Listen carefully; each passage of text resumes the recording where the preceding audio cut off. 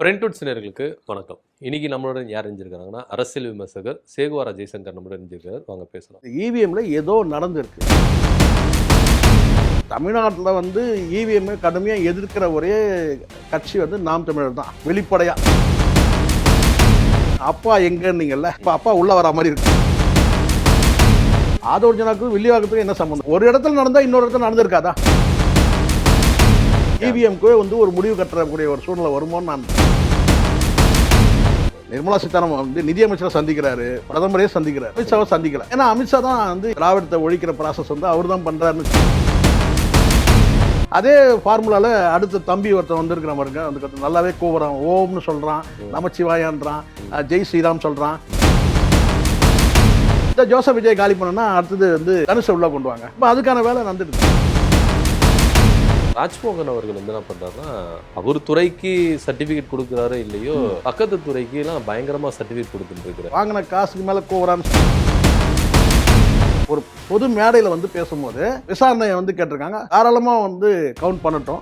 9000 ஓட்டுக்கு 9001 ஓட்டு கிடைக்கும். 9000 ஓட்டுக்கு 15000 ஓட்டு கவுண்டிங்கில் வரும்.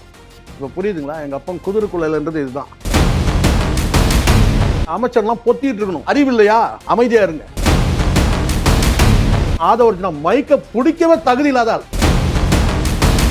இப்போ நம்ம கொளத்தூரில் எடுத்துக்கிட்டோன்னா, விஎஸ் பாபுனுடைய வெற்றி அப்படின்றது ஒரு பெரிய கேள்வி கிடையாது. விஎஸ் பாபுன்னு எடுத்துக்க முடியாது, ஒட்டுமொத்தமாக விஜய் அப்படின்ற மாதிரி எடுத்துக்கல. ஏன்னா முன்னாள் முதல்வர் மு.க. ஸ்டாலினுடைய அந்த தோல்விக்கான காரணம் மறு ஆய்வு செய்யணும் அப்படின்னு சொல்லிட்டு பண்ணுறாங்க. இப்போ மறு ஆய்வு போட்டால் இவிஎம் மிஷின் வந்து மிஸ்டேக் நடந்திருக்கு, முறைகேடு நடந்திருக்கு, திமுக தரப்புடைய வாதமாக இருக்குது. இதை எதிர்த்து நீதிமன்றத்துக்கு போக போகிறோம் அப்படின்னா சொல்லியிருக்கு. ஒருவேளை இதில் முறைகேடுகள் நடந்திருந்தா என்னவா இருக்கும் கொளத்தூரில்? நடந்திருந்தான்றதை விட நடந்திருக்குன்றது தான் வந்து நிஜம். அதுதான் வந்து வழக்கறிஞர் சொல்கிறார். வழக்கறிஞர் இன்றைக்கி சொல்கிறாங்க திமுக தரப்பில் இப்படி ஒரு குற்றச்சாட்டு இப்போ சொல்கிறாங்க, சில ஆய்வுகள் செய்யப்பட்டிருக்கு. ஆனால் ஒரு நீங்கள் வந்து கேட்டால் இந்த தேர்தல் முடிவுக்கு பிறகு ஒரு 3 பேரில் நான் ஒரு ஆள்னு வச்சுக்கோங்க. பொன்ராஜ் அவர்கள் வந்து பேசினாங்க, இதில் ஏதோ முறைகேடு நடந்திருக்கு, சந்தேகத்தின் அடிப்படையில் தான். எல்லாமே சந்தேகத்தின் அடிப்படையில் தான். சந்தேகத்தை முதல்ல வச்சு பொன்ராஜ் வச்சாங்க. ஐயநாதன் சொன்னார். ஐயநாதன் பெரிய விளக்கமே கொடுத்தாரு, எப்படிலாம் செய்ய முடியுன்றது. எனக்கும் கூட பார்த்தீங்கன்னா வந்து இதில் வந்து ஏதோ ஒரு கோல்மால் சொல்லுவாங்கள்ல இந்தியில், தில்லுமுள்ளு ஏதோ நடந்திருக்கு. ஏன் எதனால் அதை சொல்கிறேன்னு கேட்டிங்கன்னா, இப்போ இந்த இடத்துல வந்து சொல்கிறாங்க வந்து விஜய்ன்றது ஒரு அலை வீசிடுச்சு, ஒரு கல்ட்டு. நம்ம கல்ட்டுன்றது ஒத்துக்கிறோம். அரசு நான் சொல்கிறது சினிமா கல்ட்டு. ஆமாம். அந்த சினிமா கல்ட்டு வந்து பார்த்திங்கன்னா தமிழ்நாடு முழுவதும் இருக்கணும். தமிழ்நாடு முழுவதும் இருக்கும்போது பார்த்தீங்கன்னா இவர் எங்கெல்லாம் பிரச்சாரம் பண்ணாரோ அங்கெல்லாம் வந்து இருக்கணும். ஆனால் 8 மாவட்டங்களில் 28 தொகுதியில் வந்து இவங்க வெற்றி பெறலை. அதோட டிஃப்ரென்ஸும் அதிகமாக இருக்குது. 10,000 15,000 ஓட்டு வித்தியாசத்தில் இருக்குது. ஏதோ குறைஞ்ச வாக்கு வித்தியாசத்தில் வந்து 300 ஓட்டு 400 ஓட்டு இழந்தாங்கன்னு சொன்னால் கூட பரவாயில்ல. கிட்டத்தட்ட ஒரு சராசரியாக வந்து ஒரு 15,000 வாக்குகள் வித்தியாசத்தில் இருக்குது. சரி, பிரச்சாரம் வந்து அவர் பண்ணாமல் போயிட்டாருங்க, அங்கெல்லாம் பிரச்சாரம் பண்ணியிருந்தாருன்னா அங்கே ஜெயிச்சிருப்பாருங்க அப்படின்னு வந்து அப்படி சொன்னாங்க. இப்போ பிரச்சாரம் பண்ணுறது கரூரில் பிரச்சாரம் பண்ணார், அங்கே ஏன் ஜெயிக்கவே இல்லை? அப்போ நீங்கள் சொல்லுவீங்க, அந்த கரூரில் ஏன் தெரியுமாங்க, அந்த ஸ்டாம்பட் அந்த கூட்ட நெரிசலில் வந்து மக்கள் இறந்த உடனே மக்கள் திசை மாறிட்டாங்க அப்படின்னு சொன்னாங்க. 15,000 ஓட்டு வித்தியாசத்தில் அங்கே இருக்கிற மதிவானனை தோக்குறாரு. சரி, ரைட், ஓகே. அங்கே வந்து பார்த்தீங்கன்னா வந்து கூட்ட நெரிசலாக இருந்தாங்க. விக்கிரவாண்டியில் இன்னும் எத்தனை தொகுதிகளில் வந்து இவர் வந்து பிரச்சாரத்தை வந்து பயணப்பட்டிருக்கிறாரு, அங்கெல்லாம் வந்து ஏன் வெற்றி பெற முடியலன்னு ஒரு கேள்வி இருக்குது. அப்போது இந்த இடத்துல வந்து பார்த்திங்கன்னா ஒரு குறிப்பிட்ட பகுதிகளில் இவங்க இவிஎம்மில் ஏதோ ஒன்று பண்ணியிருக்கிறாங்க. ஏன்னா அதுக்கு முன்னாடி வந்து பார்த்திங்கன்னா அந்த ஊடகங்கள் வந்து அந்த கருத்து கணிப்பாக இருக்கட்டும், எக்ஸிட் போலிங்கில் வந்து அந்த ரிசல்ட்டாக இருக்கட்டும், இது எதுவுமே வந்து பார்த்திங்கன்னா வந்து நம்ப முடியல. சரி, இதெல்லாம் கூட போட்டோம். இந்த ஆட்சி அமைச்சது முதலமைச்சர் வந்து விஜய் வந்து முதலமைச்சராக பதவியேற்றது, அதுக்கப்புறம் அமைச்சர்கள் பங்கேற்றது, இது எல்லாமே வந்து பார்த்திங்கன்னா அடுத்தடுத்த சந்தேகங்கள் என்னென்னு கேட்டால், பல பேருக்கு வந்து மக்களுக்கே தெரியல இவர் நம்ம தொகுதி எம்எல்ஏவான்னு சொல்லிட்டு. அதை பெரும்பாலான வந்து மக்களே வந்து பார்த்திங்கன்னா வந்து எப்படி இவர் வந்து ஆட்சி அமைச்சார்? ஒரு பெரிய அலை வீசிச்சுன்னா, இப்போ ஜெயலலிதா வந்து ஜெயிக்கும்போது வந்து பார்த்திங்கன்னா உங்களுக்கு தெரியும் 91ல் அப்போ வந்து 2 இருந்துச்சு. இந்த அம்மாவுக்கு வந்து சினிமா கவர்ச்சின்னு ஒன்று இருக்குது. அவங்க நீண்ட காலம் அரசியல் இருந்தாங்க. எம்ஜிஆர் இறந்தார், அந்த அனுதாபம் ஒரு பக்கம் இருக்க தான் செய்யுது. ஜெயலலிதா வந்து ஒரு பெரிய வந்து ஒரு நடிகை, அறியப்பட்ட நடிகை, எல்லாம் ரைட்டு. அதை கடந்து வந்து ராஜீவ்காந்தி வந்து அவருடைய வந்து அந்த படுகொலை செய்யாமல் பெரிய அலை வீசுது. இந்த அலையெல்லாம் வீசி வந்து பார்த்தீங்கன்னா ஜெயிச்சு வந்துடுறாங்க. ஒரு கேள்வி யாருமே எழுப்பவே இல்லை, எப்படிங்க இவங்க முதலமைச்சரானாங்க அப்படி யாருமே கேள்வி எழுப்ப முடியல. ஏன்னா அதுக்கான காரணங்கள் இருக்குது.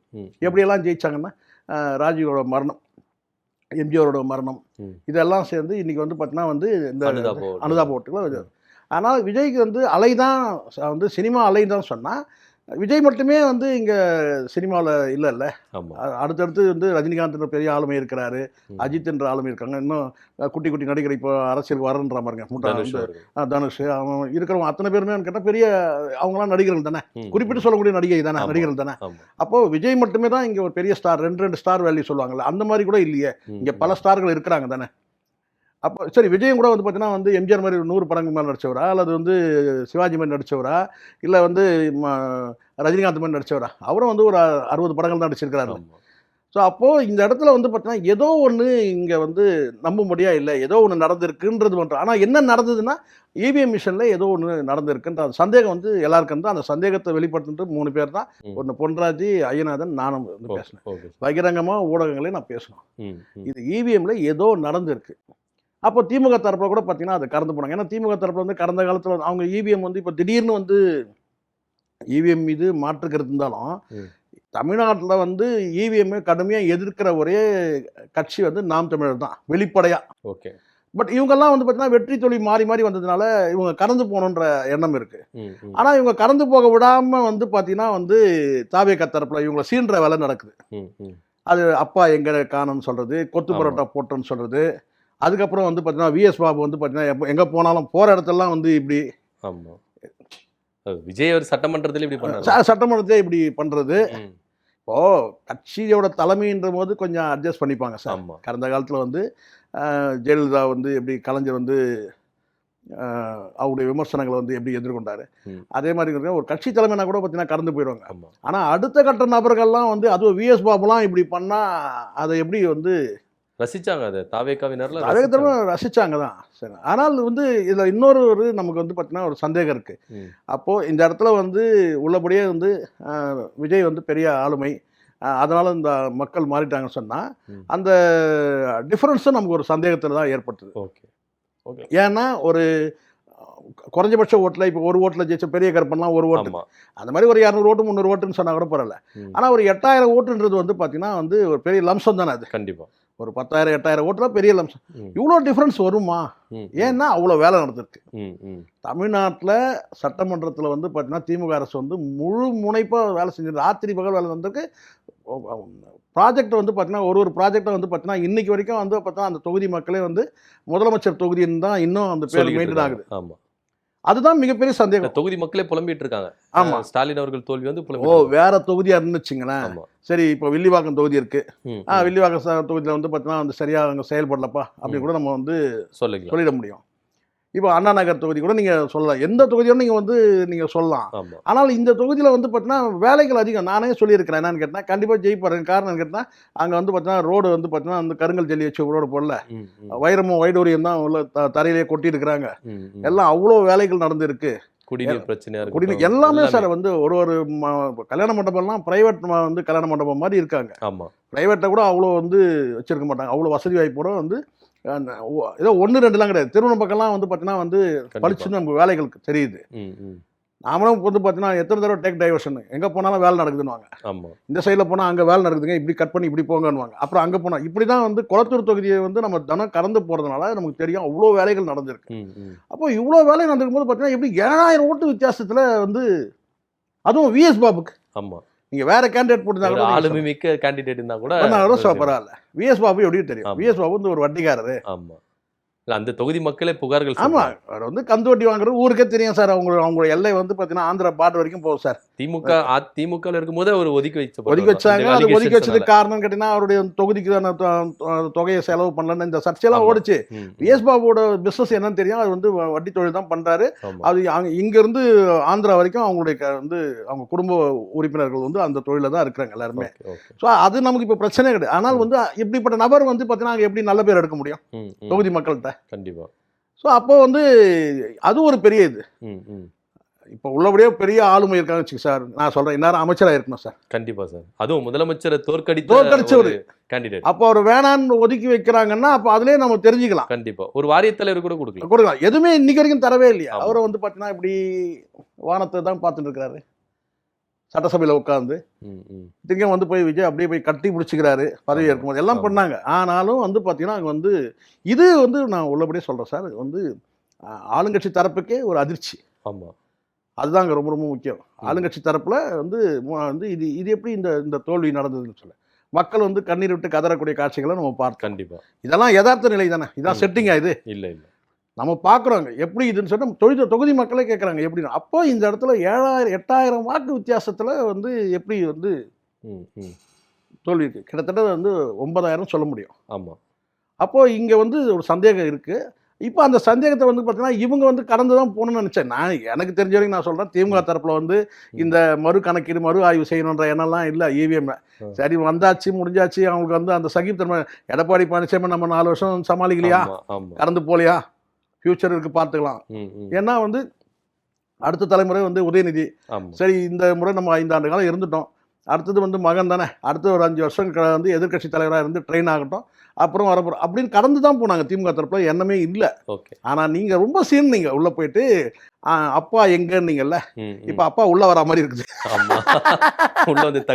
உண்மைதானே? கண்டிப்பாக. இப்போ அப்பா வந்து பார்த்தீங்கன்னா இப்போ வந்து போதும்னு சொல்லிட்டாரு. யார் வந்து ஒரு அவங்க அமைச்சர் இது சாரி அவங்க வழக்கறிஞர் கூட இது ஆமாம் போதுமான அளவுக்கு வந்து இது போதும், இந்த முறைகேடு எங்களுக்கு இதுவே போதும் அப்படின்ற அளவுக்கு வந்து இருந்தாங்க. எனக்கு தெரிஞ்சு கேட்டா கொளத்தூர் தொகுதி மட்டுமே இல்லை சார், இன்னும் சில தொகுதிகளில் வந்து கேள்வி அதுதான் இருக்கு. இப்போ ஒருவேளை கொளத்தூர்ல இது வந்து முறைகேடுகள் நடக்கப்பட்டதுன்னு ப்ரூவ் பண்ணிட்டாங்கன்னா இது மற்ற அதாவது தாவேக்கா தொகுதியில எதிரொலிக்கும். இல்லை அடுத்து என்ன கேட்டா இப்பவே இவங்க வந்து எடுக்கணும். இப்போ நான் கேட்குறேன் திமுக தரப்புல இந்த கேள்வி, இப்போ நீங்கள் ஒரு குறிப்பிட்ட ஒரு தொகுதிக்கு நீங்கள் போயிட்டீங்க, முதலமைச்சர் வந்து முன்னாள் முதலமைச்சர் தொகுதியில் போனீங்க, அங்கே வந்து கண்டுபிடிக்கப்பட்டிருக்கு.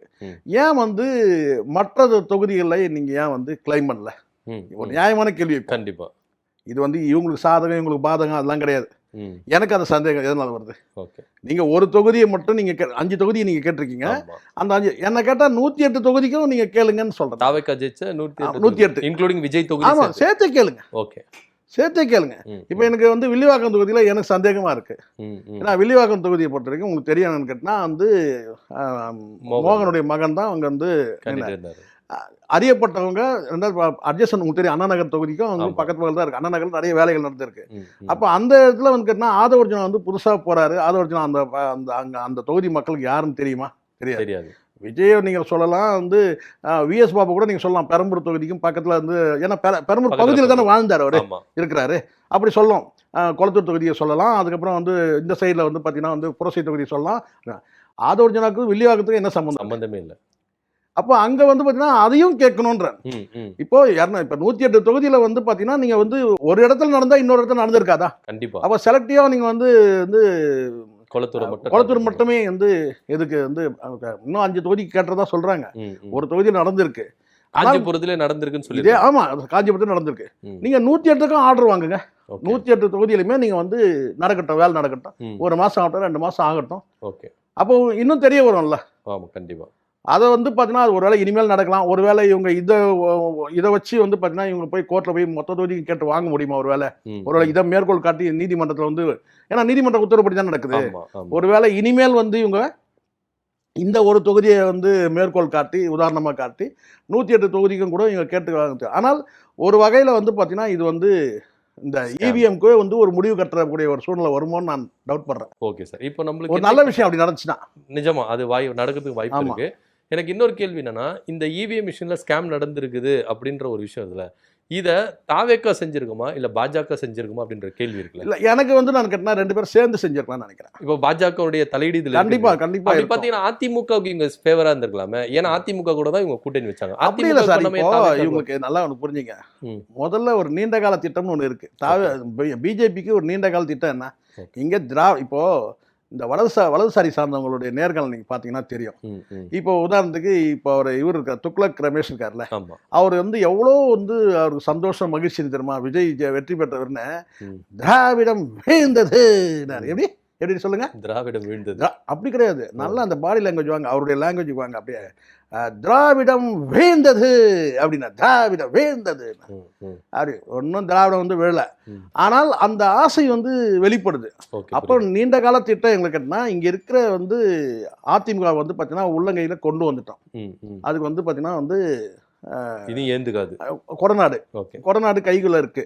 அதனால வந்து பார்த்தீங்கன்னா வந்து இனி அது வந்து பார்த்தீங்கன்னா வந்து இருக்க வந்து கரைக்கணும். அதை மெல்ல கரையுது அது. ஏன்னா மிகப்பெரிய வந்து ஒரு கல்ட்டு எம்ஜிஆரால் உருவாக்கப்பட்டது. அது மெல்லமாக தான் கரைக்க முடியும். சரிங்களா? அதை உடச்சி வந்து பண்ணுறது மெல்ல மெல்ல அதுவே வந்து இயல்பாக வந்து ஒரு 5 வருஷம் நீண்ட தொலைநோக்கு திட்டம் போல் அது பிஜேபிக்கு அந்த அதிமுகன்றது கரைக்க வைக்கிறது. இப்போ இங்கே திமுக தான் வந்து பிரச்சனை, சவால். ஏன்னா அடுத்தடுத்த தலைமுறை கரெக்டாக இருக்குது. ஏன்னா அடுத்த தலைமை வந்து ஒரு தலைமை பண்புக்கு வந்து அடையாளமே என்னென்னா அடுத்த தலைமுறையை உருவாக்குறது. ஜெயலலிதா அதை செய்ய தவறிட்டாங்க. கண்டிப்பாக கடைக்கோடி தொண்டனும் வந்து ஆழ்வான்னு சொல்லிட்டாரு, வந்து கட்சிக்கு தலைமைக்கு வரலான்னு சொல்லிட்டாங்க. இப்போ கடைக்கோடி தொண்டன் தான் எனக்கு வந்து கட்சியை கரைச்சிட்டு இருக்கிறாருன்னு வச்சுக்கணும். அவருக்கு தெரியாமே கரையுது, தெரிஞ்சும் கரையுது. ஆனால் இப்போ இங்கே வந்து பார்த்தீங்கன்னா அடுத்த தலைமையை வந்து கரெக்டாக வந்து அந்த தலைமையை உருவாக்குறாரு. இப்போ வந்து கலைஞர் எப்படி வந்து அடையாளம் கட்டினார் முக ஸ்டாலின் வந்து பார்த்தீங்கன்னா வந்து உதயநிதி அடையாளம் கட்டுறாரு. அப்போ அது ஸ்ட்ராங்காக இருக்குது. அப்போ அதை வந்து வீழ்த்தணும். அதுக்கு யார் சரியான நபர் அப்படின்னு சொல்லி பார்க்கும்போது ரஜினியை எதிர்பார்த்தாங்க, ரஜினி வரல. அடுத்தது இவர்கிட்ட வந்து நீ ஏன் வளர்ந்துக்கோ. அதே சமயத்தில் இங்கே வந்து நம்மளால முடியலன்னா இன்னொருத்தரை வச்சு அதை நடத்துறதுன்னு சொல்லிட்டு இப்போ கிட்டத்தட்ட ஆட்சியில் வந்து அகற்றினால் கூட பார்த்தீங்கன்னா டிஃப்ரென்ஸ் வந்து பார்த்தீங்கன்னா இவ்வளோ சப்போர்ட் பண்ணி ஒரு இந்த பின்புலமாக இது சப்போர்ட் பண்ணி கூட பார்த்தீங்கன்னா வந்து 20 லட்சம் வாக்குகள் வித்தியாசம் தான் டிஃப்ரென்ஸ் இருக்குது. அப்போது திராவிடம் திராவிடம் இருக்க தான் செய்யுது. ஆனால் இங்கே வந்து பார்த்தீங்கன்னா ஒரு புதுசாக வந்து ஒரு அதிமுக உருவாயிருக்கு. பாஜகவுக்கு புது அதிமுக உருவாயிருக்கு. அவ்வளோதான். அது வந்து இப்போ வந்து பார்த்தீங்கன்னா இப்போ இது அடுத்தது இப்போ இது நாங்கள் வாது போய் கத்தி வந்தது கதையாக வந்து கேட்டால் இப்போ இவர் வந்து இப்படி பண்ணுறாரு. காங்கிரஸை கொண்டு வந்து தூக்கின்னு வந்து உள்ளே விட்டாரு. அது ஜான் செய்த வந்து உத்தி. ஏன்னா பிஜேபியோட சேர்ந்தோம்னா ஃபியூச்சர் கிடையாது நமக்கு. எந்த கட்சி பிஜேபியோட சேர்ந்தோம்னா ஃபியூச்சர் கிடையாது. அப்போ இந்த இடத்துல வந்து கேட்டால் சரி காங்கிரஸாவது உள்ளே வந்து ஒன்றா வந்து அப்படி தான் இவங்க வந்து பார்த்தீங்கன்னா வந்து பிஜேபியை சமாளிக்கிறாங்கன்னு வச்சுங்களேன். ஆனால் பிஜேபிக்கு ஒருத்தலாக இருக்குது. இப்போ நீங்கள் எந்த டெல்லிக்கு போனார், ஏன் அமித்ஷாவை சந்திக்க முடியல? கண்டிப்பாக நிர்மலா சீதாராமன் வந்து நிதியமைச்சரை சந்திக்கிறாரு, பிரதமரே சந்திக்கிறாரு. ஆனால் அமித்ஷாவை சந்திக்கலை. ஆமாம். அங்கே ஏன்னா அமித்ஷா தான் வந்து இங்கே வந்து இந்த ப்ராசஸ் எல்லாம் வந்து அவர் தான். இங்கே திராவிடத்தை ஒழிக்கிற ப்ராசஸ் வந்து அவர் தான் பண்ணுறாருன்னு வச்சுங்க. அது எல்லாருக்கும் தெரியும்.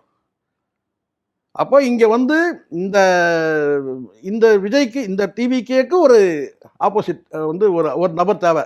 இவரை ஷேக் பண்ணுறதுக்கு ஒரு நபர் தேவை. அப்போ அவர் யாருக்குன்னா அதே சினிமாவில் வந்து ஒரு கல்ட்டை உருவாங்க. இவரே நம்ம தானே வந்து ஒரு 30-40% நம்ம தானே வந்து உருவாக்கணும். ஆமாம். 30-40% நீங்கள் புரிஞ்சுக்கணும் இவிஎம்ல. அதே ஃபார்முலாவில் அடுத்த தம்பி ஒருத்தன் வந்திருக்கிற மாதிரி அதுக்கு நல்லாவே கூவுறான், ஓம்னு சொல்கிறான், நமச்சிவாயான்றான், ஜெய் ஸ்ரீராம் சொல்கிறான். இவன் நமக்கு சரியான நபராக இருப்பான், சூட்டபுளாக வந்து இருப்பான். இவன் ஜோசப் விஜய் வந்து நமக்கு செட் ஆகலை. அப்போ இந்த ஜோசப் விஜய் காலி பண்ணோன்னா அடுத்தது வந்து தனுஷை உள்ளே கொண்டு வாங்க. இப்போ அதுக்கான வேலை நடந்துட்டு இப்போ தனுஷுக்கு பின்னாடி ஒரு பெரிய நடிகர் பட்டாளம் இருக்குது சார். கண்டிப்பாக விஜய் இந்த விஷயத்தில் பாராட்டணும். எந்த நடிகரும் வந்து பார்த்தீங்கன்னா விஜய்க்கு வந்து சப்போர்ட் வரல. விஜயகாந்துக்கு என்ன நிலைமையோ அதே தான். ஆமாம். ஆனால் வந்து தனுஷுக்கு வந்து ஒரு நடிகர் பட்டாலுமே வந்து ஜெயிச்ச பிறகு போய் வந்து வாழ்த்து போக்கே கொடுக்குறான், வாழ்த்து சொல்கிறான், அது வேறு விஷயம். ஆனால் விஜய்க்கு வந்து எந்த நடிகரும் வந்து சப்போர்ட்லாம் பண்ணலை. ஆனால் இங்கே வந்து பார்த்தீங்கன்னா வந்து தனுஷ்க்கு வரும்போதே ஒரு பெரிய பட்டாளம் வருது. ஒருவேளை அவங்க மாமனாருடைய பின்புலத்தில் வருது வாய்ப்பு. மாமனார் இதுனா உயிலா சார் ஏற்றி தர முடியும் ரசிகர்லாம் நீங்கள் எத்துங்கன்னு சொல்லிட்டு. இல்லை அவர் ஒரு பேஸ்மெண்ட் வச்சுருந்தார். பேஸ்மெண்ட் இல்லை, அவர் அந்த ரசிகர்கள் அப்படி இருப்பாங்க. ஆனால் வந்து இப்போ இந்த தாவேகா தரப்புல செய்யக்கூடிய அந்த விமர்சனங்கள் ரஜினி மீது அந்த விர்ச்சுவல் வாரியஸ்லாம் வந்து தாக்குதல் தொடுக்கிறாங்க இல்லையா, அப்போ அந்த ரசிகர்கள் இயல்பாகவே என்ன செய்வாங்க கேட்டினா வந்து தனுஷ்கிட்ட வருவாங்க. அது நார்மலாக இருக்கும். பட் ரஜினிகாந்தை பொறுத்த வரைக்கும் வந்து பார்த்தீங்கன்னா அவருக்கு இந்த பொலிட்டிக்கல் இன்ட்ரெஸ்டே கிடையாது. ஆனால் அவர் தேவையில்லாமல் சும்மா வந்து சீண்டும் போது என்ன ஆகுதுன்னு கேட்டிங்கன்னா எல்லா மனிதருக்கும் வரல சார், எந்த வயசுலையும் வரும் தானே. அவர் எந்த ஒம்பத்துமுக்கும் போல அவர் வந்து பார்த்தீங்கன்னா அடுத்த வேலையில் இருக்கிறார், பட வேலையில் இருக்கிறார். அவருக்கு மிஞ்சி இருக்கிற காலங்களில் கடைசி வரைக்கும் படத்தில் நடிக்கணும், சம்பாரிச்சு பேரங்களுக்கு வைக்கணுன்றது தான் இருக்க தவிர இனிமேல் அவர் என்ன என்ஜாய் பண்ண வேண்டியது இருக்குது, எல்லாம் முடிஞ்சாச்சு. கண்டிப்பாக. ஸோ அந்த புகழ் வெளிச்சத்தில் அப்படியே வந்து பார்த்தீங்கன்னா ரிட்டையர் ஆகணும். ஆனால் அவர் வந்து உயிரோடு இருக்கிற வரைக்கும் நம்ம வந்து வேலை செய்யணும்னு நினைக்கிறாரு, அவர் செய்கிறார். ஆனால் அந்த ரசிகர்கள் எல்லாம் வந்து பார்த்தீங்கன்னா காயப்படும் போது அவங்களுக்கு வந்து பார்த்தீங்கன்னா வந்து தனுஷ் வந்து ஒரு மருந்தாக இருப்பார். அப்போ வந்து இயல்பாகவே அந்த பக்கம் போகிறதுக்கான வாய்ப்பு இருக்குது. அது மருமகன்ற அந்த இதில் மருமகனே கிடையாது தானே இப்போதைக்கு கணக்குப்படி, சட்டப்படி பார்த்தா மருமகன் கிடையாது. ஆனாலும் வந்து பார்த்தீங்கன்னா அந்த தனுஷ் பின்னாடி போகணுன்ற நிர்பந்தம் இருக்கு. Okay okay. மற்றபடி சரி, இப்போ நம்ம அடுத்து எடுத்துட்டோம்னா ராஜ்மோகன் அவர்கள் வந்து என்ன பண்ணுறாருன்னா, அவர் துறைக்கு சர்டிஃபிகேட் கொடுக்குறாரோ இல்லையோ, பக்கத்து துறைக்கெல்லாம் பயங்கரமாக சர்டிஃபிகேட் கொடுத்துட்டு இருக்கிறாரு. அமைச்சர் கீர்த்தனா அவர்கள்லாம் ரொம்ப எக்ஸ்பர்ட்டாக வேலை செய்கிறாங்க. கிட்டத்தட்ட 3000 கோடி கிட்ட இன்வெஸ்ட்மெண்ட்லாம் கொண்டு வந்துட்டு டாப்பில் போயிட்டு இருக்காங்க அப்படின்ற மாதிரி சொல்லிட்டு இருக்காங்க. இதை நம்ம இங்கே யாருக்கு பவர் இருக்கு? இதை அவங்களே சொல்லலை சார். அதுதான் இப்போ நம்மளுக்கு இது அந்த அமைச்சரே சொல்லவே இல்லை, சம்பந்தப்பட்ட அமைச்சரே சொல்லலை, ஆனா இவரு சொல்லிட்டு இருக்கு. இல்லை நான் அதுதான் சொன்னேன். இதுதான் சொல்றது, வாங்கின காசுக்கு மேலே கோவரான்னு சொல்றது இதுதான் பொதுவாக சொல்லுவாங்கல்ல. ஆமாம், நான் என்ன சொன்னேன், ஏற்கனவே வந்து ராஜ்மோகன் இப்போ இல்லை சார், வந்து ஒரு யூடியூப்லேயே வந்து பார்த்தீங்கன்னா ஒருத்தர் தூக்கணும்னா அப்படி டாப் கியரில் அடித்து தூக்குவாப்பில். கடந்த காலத்தில் வந்து உதயநிதியை வந்து அப்படி தான் புகழ்ந்துருக்கிறாரு. கடந்த அரசியலுக்கு வர்றதுக்கு முன்னாடி வேற. சரி, அரசியல் வந்துட்டாரு, ஒரு கொள்கையை வந்து கீழே, ஒரு கொள்கையில் ஒரு தலைவருக்கு கீழே இருக்கிறாரு, ஒரு அரசு வந்து அமைச்சராயிட்டார். எல்லாருமே இந்த அமைச்சர்கள் என்னன்னு கேட்டிங்கன்னா அவங்கவுங்களுடைய அந்த பொசிஷனில் இருந்து என்ன பேசணுமோ அதை பேசுறதில்ல சார். கண்டிப்பாக எக்ஸ்ட்ராவாக எடுத்துக்கிறாங்க. இப்போ மனசுக்குள்ளே அத்தனை பேருக்குமே விஜயாவே ஒரு ஃபீலிங் இருக்குது. பேர் மட்டும்தான் ஏதோ விஜய் பாலாஜி, விஜய் ரமேஷ் இப்படி வச்சுக்கிறாங்கன்னு நினைக்காதீங்க. உள்ளுக்குள்ளே எல்லாருக்குமே வந்து நம்ம தான் விஜய்ன்ற அந்த ஒரு நினைப்பே இருக்குது. ஓகே. அதுவும் நான் சொல்கிறேன் வந்து பார்த்தீங்கன்னா, இந்த ராஜ்மோகன் பொறுத்த வரைக்கும் இந்த விஷயத்தில் ஒரு சக அமைச்சர் சொல்கிறேன்னா இவருடைய தகுதி என்னன்றது பார்க்கணும். இவரும் ஒரு அமைச்சர், அவங்களும் ஒரு அமைச்சர். இப்போ ஒருத்தர் சர்டிஃபிகேட் கொடுக்கறதுன்னா யார் கொடுக்கணும்னு கேட்டால் முதலமைச்சர் கொடுக்கணும். அவங்கள விட ஒரு படி மேலே உள்ளவங்க. இப்போ மத்திய அமைச்சர் வந்து சொல்லலாம், தமிழ்நாட்டில் இருக்கிற தொழில்துறை அமைச்சர் கீர்த்தனா வந்து பெஸ்ட்டு வந்து மினிஸ்டராக இருக்கிறாங்க, தொழில்துறை அமைச்சராக இருக்கிறாங்க, சிறந்த தொழில்துறை அமைச்சர். ஒரு மத்திய நிதி அமைச்சர் சொல்லலாம், அவங்க சம்பந்தப்பட்ட ஒன்றிய அமைச்சர் சொல்லலாம். கண்டிப்பாக. ஆனால் துறை சார்ந்தவங்க வந்து சொல்லலாம். இப்போ இங்கே கூட வந்து பார்த்தீங்கன்னா யார் சொல்லலாம்னு கேட்டிங்கன்னா வந்து கவர்னர் சொல்லலாம், அல்லது முதலமைச்சர் சொல்லலாம், சிறந்த வந்து அமைச்சராக சிறப்பாக செயல்படுறாங்க அப்படின்னு சொல்லிட்டு. நீங்கள் எப்படி சொல்லுவீங்க? நீங்கள் ஒரு அமைச்சர், அவங்க ஒரு அமைச்சர். ஆமாம். நீங்கள் எதுக்காக வந்து சொல்லணும்? அவங்கள இப்போது அவங்க துறையில் வந்து ஒரு குறைகள் சொல்கிறாங்க சார், அவங்க வந்து பார்த்தீங்கன்னா ஒரு அறிக்கையாக வெளியிடலாம். ஒரு அமைச்சர் வந்து பார்த்தீங்கன்னா நான் பொறுப்பேற்ற பிறகு நான் என்னென்னலாம் சீர்திருத்தம் பண்ணியிருக்கிறேன்றதை அவங்க சொல்லலாம். நீங்கள் எப்படி சொல்ல முடியும்? இப்போ டிஎம்கே அரசு எப்படி எடுத்துங்க, தொழில்துறை அமைச்சராக டிஆர்பி ராஜா இருந்தார். டிஆர்பி ராஜா வந்து நல்லா செயல்பட்டார்னு சொல்லிட்டு இன்னொரு சீனியர் அமைச்சர் இருந்தால் கூட சொல்ல முடியாது. சொன்னது கிடையாது எனக்கு தெரியும். அவர் சிறப்பாக செயல்படுறாரு, இவர் சிறப்பாக செயல்படுறாரு சொல்லி ஏவாவேல்னு சொல்லுவாரா? டிஆர்பி ராஜா வந்து சிறப்பாக செயல்படுறாரு இல்லை அப்படி சொல்ல முடியுமா? ஜூனியராக கூட இருக்கலாம். துரைமுருகன் சொல்ல முடியுமா டிஆர்பி ராஜா வந்து சிறப்பாக செயல்படுறாரு? நிதியமைச்சராக இருந்தால் கூட சொல்ல முடியாது. இப்போ இங்கே வந்து பார்த்தீங்கன்னா முதலமைச்சர் சொல்ல முடியும். ஒரு நம்ம இப்படி எடுத்துக்கலாம், முதலமைச்சர் அவர்கள் வாய் திறக்க மாட்டேங்கிறாரு. அவங்களுக்கு விஜய் இப்போ என்ன நினைக்கிறாங்கன்னா, விஜய் வந்து கொஞ்சம் வந்து ஒரு இது பத்திரிகைகளை சந்திக்கிறதுக்கு கூச்சப்படுறாரு, பல விஷயங்கள் தவிர்த்துக்கிறாரு. அப்போ ஒன்று இருக்குன்னா இந்த இடத்துல நம்மளை பேசுறதுக்கு அனுமதி கொடுக்குறாங்க. இப்போ கொஞ்ச நாள் பார்த்தீங்கன்னா திடீர்னு சைலண்ட் மோடுக்கு போயிடுவார் ஒரு அமைச்சர். ஆமாம். திடீர்னு வந்து ஆதவர்ஜனா வந்து ஒரு 15 நாளைக்கு வந்து அமைதியாக இருப்பார், அப்புறம் வந்து ஒரு 15 நாளைக்கு வந்து ஊர்வம்பு இழுப்பார். அவர் தான் பேசிட்டு இருந்தார், அவர் தான் பேசினார். ஒரு 10 நாள் கேப் சைலண்டாக இருந்தார். அதுக்கப்புறம் இப்போ பேச ஆரம்பிச்சிருக்காரு மறுபடியும். இந்த இவிஎம் மிஷனில் வந்து பேசினார் பார்த்தீங்களா, எங்கள் அப்பா குதிரைக்குள்ளன்னு சொல்லிட்டு 9001 ஓட்டு இருக்கும், இல்லை வந்து 9000க்கு வந்து கவுண்ட் பண்ணால் 15000 ஓட்டு இருக்கும். இதெல்லாம் தான் வந்து ஒரு அறிவற்ற பேச்சு. நம்ம முட்டாள் மாதிரி அவர் சொல்ல முடியாது, அவர் சொன்ன மாதிரி சொல்லக்கூடாது, அறிவற்ற பேச்சு. ஏன்னா சட்டப்பூர்வமாக ஒரு விஷயம் நடக்கும்போது அமைச்சர் யாரும் பேசக்கூடாது சார், அது தெரியணும் முதல்ல. இது ராஜ்மோகன் மேட்டருக்கு வருவோம். இந்த சட்டப்பூர்வமாக ஒரு விஷயம் நடக்குதுன்னா, இப்போ சிபிஐயில் கரூர் சம்பந்தமான ஒரு நிகழ்வு நடக்குதுன்னா அறிவுள்ள அமைச்சர் வந்து பார்த்தீங்கன்னா அது சம்மந்தமாக பேச யாராவது கேட்டால் கூட பார்த்தீங்கன்னா விசாரணையில் இருக்கும்போது நான் பேச முடியாதுங்க அப்படின்னு சொல்லணும். கண்டிப்பாக. ஏன் வந்து அமித்ஷா வந்து விஜய் அவர்களை சந்திக்கலை? ஏன் அறிவுக்கு உட்படுத்தி நான் பார்க்குறேன், ஏன் சந்திக்கலை? ஏன் எல்லாரும் சந்திக்கும் போது ஏன் அமித்ஷா வந்து சந்திக்கலை? ஏன்னா உள்துறை அமைச்சர், உள்துறை கீழே தான் சிபிஐ வருது. சிபிஐ வந்து கரூரில் வந்து விசாரணை நடத்திருக்கு. அந்த கரூர் விசாரணை, அந்த வழக்கு விசாரணையில் விஜய் சாட்சியாக இருக்கிறார். இது நமக்கு புரிதல். அறிவுள்ள நபர்கள் இப்படி தான் வந்து புரிஞ்சுப்பாங்க. இதை தாண்டி அரசியல் ரீதியாக நம்ம வந்து அது இன்னொரு பார்வை. இப்போ நீங்கள் சொல்லுவீங்க, இல்லை சார் நீங்கள் சொல்கிறது தப்பு சார், நான் இப்படி சொல்கிறேன் சார், உங்கள் பார்வை வைப்பீங்க. ஏன்னா பொலிட்டிக்கலாக வந்து பார்த்தீங்கன்னா அவர் தான் சார் சாணக்கியத்தனம் அத்தனையும் பண்ணுறாரு சார். அவர் வந்து காங்கிரஸுக்கு வந்து பார்த்தீங்கன்னா இவங்க 2 அமைச்சர் கொடுத்துருக்காங்க சார், அது அவருக்கு வந்து பிடிக்கல சார், அதனால் சந்திக்கிறேன். நீங்கள் உங்கள் பார்வை சொல்லுவீங்க. கண்டிப்பாக என் பார்வையை நான் இப்படி சொல்கிறேன். அப்போ இங்கே அறிவுள்ள ஒரு அமைச்சராக இருந்தால் இங்கே வந்து ஒரு சட்டப்பூர்வமாக வந்து ஒரு விசாரணை நடக்குது, இவிஎம் மிஷினில் வந்து பிரச்சனைங்க, அதை வந்து ஆய்வு செய்கிறாங்கன்னு போது பார்த்தீங்கன்னா உங்ககிட்ட கேள்வியே கேட்டால் யார் தொண்டையில் கொண்டு வந்து மைக்கை நீட்டினா நீங்கள் அப்போ கூட என்ன சொன்ன கேட்டால் நோ கமெண்ட்ஸ். கண்டிப்பாக அவங்க விசாரணை பண்ணட்டங்க, எங்களுக்கு அதை பற்றி ஒன்றும் பிரச்சனை இல்லை, பண்ணட்டும் சொல்லிட்டு போனோம். ம். ஆனால் அங்கே வந்து நீங்கள் வந்து பார்த்தீங்கன்னா மேடையில் வந்து பேசுகிறீங்க, ஒரு பொது மேடையில் வந்து பேசும்போது விசாரணையை வந்து கேட்டிருக்காங்க. தாராளமாக வந்து கவுண்ட் பண்ணட்டும். 9000 ஓட்டுக்கு 9001 ஓட்டு கிடைக்கும். 9000 ஓட்டுக்கு 15000 ஓட்டு கவுண்டிங்கில் வரும். இப்போ புரியுதுங்களா? எங்கள் அப்பன் குதிரைக்குள்ளன்றது இதுதான். ம், ம். எதுக்கு நீங்கள் சொல்கிறீங்க? சரி நான் கேட்குறேன், நீங்கள் ஓப்பன் ஸ்டேட்மெண்ட்டாக இப்படி சொல்கிறீங்களா? எப்படி அந்த கரூர் சம்பவத்தில் வந்து கணக்கு தீக்கிறேன்னு சொன்னார் பாருங்க, ஆமாம் அதே கதை தான். அதுக்கப்புறம் ஒரு 15 நாள் ஆளே காணோம். ஆமாம். ஏன்னா வந்து நங்கு நங்குன்னு தலையில் கொட்டு வச்சிருப்பாருன்னு நினைக்கிறேன் விஜய், அவர் பாணிலேயே. இது ம், ம். கொஞ்சம் அமைதியாக இருயா, நீ வாயை பேசாமல் இருந்தீங்கன்னா போதும், உங்களால் தான் எனக்கு பிரச்சனையான்னு சொல்லியிருப்பார் போல இருக்கு. கண்டிப்பா. ஒரு 10 நாள் பேச, இப்போ வந்து மறுபடியும் வந்து பேசும்போது ம். 9000க்கு 17. இப்போ நான் கேட்குறேன், எப்படி தெரியும் 15000 ஓட்டுன்னு? என்னை கேட்டால் இந்த வழக்கில் வந்து பார்த்தீங்கன்னா ஆதவர்ஜனம் சேர்க்கணும். ம், ம். இந்த மேடையில் இருக்க அந்த பேசின அந்த ஸ்டேட்மெண்ட்டை வச்சு ஒரு அமைச்சருடைய ஸ்டேட்மெண்ட்டே பாருங்க. கண்டிப்பா. 9000 ஓட்டுக்கு 15000 ஓட்டு இருக்காரு. அப்போ ஆக மொத்தம் தப்பு, மிஷின் தப்பா இருக்குன்றீங்க. ஆமா. யார் சொல்றது? ஆதவர்ஜனா சொல்றாரு. மிஷினே ஆமா, தப்பா மிஷின் தப்புங்க. ஆளுங்கட்சி 9001 இருக்கும், 15000 இருக்குன்னு சொல்றாரு. சந்தேகத்தை வெளிப்படுத்துறாரு. ம். அமைச்சரே சொல்றாரு 9000 ஓட்டுனா நீங்க என்னங்கன்னா 9000 டிஃபரன்ஸ் இல்லைங்க, 9001 இருக்கும், 15000 இருக்குன்னு சொல்றாரு. ஆதவர்ஜனா இந்த கேஸ்ல சேர்க்கணும், ஒரு சாட்சியா சேர்க்கணும். ம், ம். அங்க வந்து சொல்லுங்க, எந்த அடிப்படையில் சொன்னீங்க? யூகத்தின் அடிப்படையில் சொல்லக்கூடாது சார். கண்டிப்பா. அது விசாரணை ஒரு அமைச்சர். இப்போ புரியுதுங்களா? அமைச்சர்லாம் பொத்திட்டு இருக்கணும். ம், ம். அறிவு இல்லையா? அமைதியா இருங்க. ஒரு அரசாங்கத்தை வழி நடத்துறீங்க. நீங்க சட்டப்பூர்வமா வந்து ஒரு விஷயம் நடக்குது. நீங்க வந்து பார்த்தீங்கன்னா வந்து பதவி பிரமாணம் அதாவது கேட்டா இந்திய அரசியல் சாசனத்தின்படி இது வந்து பதவி பிரமாணம் பெற்ற ஒரு அமைச்சர். நீங்க எதை பேசணும் ஒரு விவஸ்தை இருக்கணும் முதல்ல. இதுக்கு முன்னாடி வந்து பார்த்தீங்கன்னா கணக்கு தீக்கிறன்றீங்க. கரூர்ல அங்க வந்து நீங்க சாட்சி ஒரு வழக்குல. ஆமா. நீங்க எப்படி கணக்கு தீர்ப்பீங்க? A2. உங்க கணக்கை தான் அங்க பார்த்துட்டு இருக்காங்கல்ல. இப்ப இந்த இடத்துல சீமான் கேட்கிற ஒரு கேள்வி கருத்து, கரெக்ட். நீங்க அங்க வந்து பாத்தீங்கன்னா சதிகள் நடந்திருக்குன்னா அந்த மேல வந்து வண்டிய மேல வந்து உங்களுக்கு எல்லா சதியும் உங்க கண்ணுக்கு பட்டிருக்கோம்ல. கண்டிப்பா பார்த்திருக்கிறது வாய்ப்பு. அங்க வந்து ஆதவர்ஜனா வந்து எதுக்கு 3 முறை வந்து பாத்தீங்கன்னா பேசுறாரு. சோ அதான் அதனால இதெல்லாம் வந்து ஒரு மேடையில வந்து பேசும்போது நிதானத்தோட பேசணும். ம், ம். நீங்க உணர்ச்சி வசப்படுறதோ அங்க நிதானம் இழந்து பேசுறதெல்லாம் இருக்கக்கூடாது.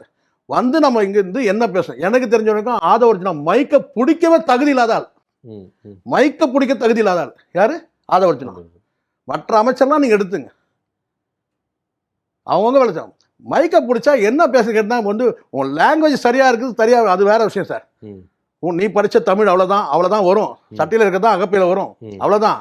ஆனால் என்ன பேசுறோம் இது நம்ம வந்து பார்த்தீங்கன்னா ஒரு அமைச்சர் நாம இந்த ஸ்டேட்மெண்ட் கொடுக்குறோம், அது என்ன மாதிரியான வந்து பார்வைக்கு போகும்? அது அரசாங்க ஸ்டேட்மெண்டாவே எடுத்து அரசாங்கம். ஆமா, ஒரு அமைச்சர் வந்து அமைச்சர் பேசுறா சார் 9000 ஓட்டுக்கு 9001 இருக்குன்றார் சார். அப்படியே சொல்றா சார் இவிஎம்ல தப்பு இருக்குன்னு சொல்றாரு சார். இதை விட என்ன வேணும்? இதை விட என்ன வேணும்? அமைச்சர் சொல்றாரு 9000 ஓட்டுக்கு கவுண்ட் பண்ணுனா 15000 ஓட்டு கூட வரும்ன்றாரு. ம், ம். அப்ப நீங்க யாரை சொல்றீங்க தப்பு சொல்றீங்க? எலெக்ஷன் கமிஷன் அந்த வேலையை செய்யுது. கண்டிப்பா. பாதிக்கப்பட்டவங்க வந்து முறையிடுறாங்க.